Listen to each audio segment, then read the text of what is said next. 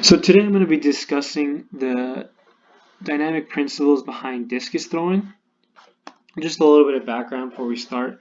For the men's, they throw a 2 kilogram discus with a 22 centimeter diameter. The women throw a 1 kilogram discus with an 18 centimeter diameter.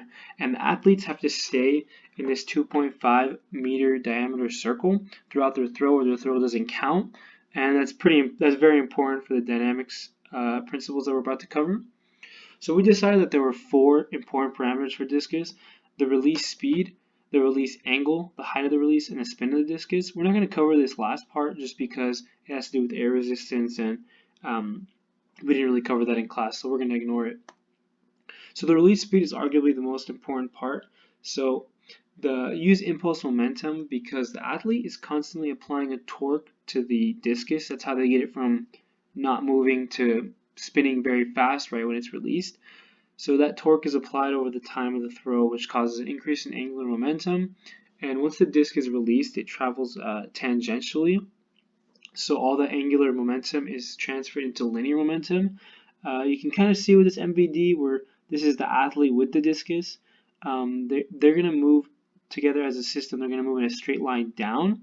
The discus is going to be kind of orbiting or moving in a circle about the athlete, relative to the athlete, but they're going to be moving straight down. And then once it's released, the discus is going to come straight out. And the athlete wants to use this rotational velocity that it has about its center, about its axis, to stay in the circle. So we can kind of see that from here. You can kind of see how the athlete is going to be moving just straight back, but the discus is rotating about them. And then once they release it, it's going to travel tangentially, extremely straight. And then, the athlete uses that angular momentum to stay in the circle. You can also use relative motion if you wanted to find the speed of the disc at a certain point relative to the athlete.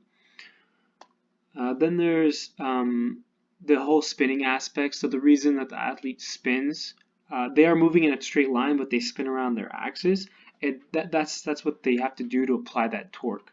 And that'll be because applying that torque gives you an angular momentum, which gives you an angular velocity, and V equals omega r. So higher omega, higher velocity. Same with the extended arm. So you're just going to get a bigger radius of rotation. So bigger R, bigger V. Then there's the release height. So you want to release it from a good height, because if you release it too low, then there's not enough room for the discus to fly. It's going to just kind of slide on the ground if it's going to hit the ground and slide there if you throw it too low. And if you throw it too high, then it might mess up your angle, and it's just not going to be the best throw for you. You can also use the distance. You can Newton's equations of motion to predict how far the discus will travel, and also the time it'll take. The release angle is really important. So you would think that it's a 45-degree angle, but obviously we don't live in an ideal world, so air resistance comes into effect. So the best angle is actually more around 40 degrees. And we're going to check out some more videos on why that's such a good position. So as you can see, again, I'm going straight across the circle. I mean, ideally, I'm not doing the best job, but going straight across the circle with the discus traveling about me. So you can kind of tell this is where the release height comes into play. So I'm kind of holding that discus a little low. It should be at shoulder height instead of kind of more like around my stomach. So that makes me have to use more energy just to pick up the disc to get it to that height. And I can already see I kind of released it too high.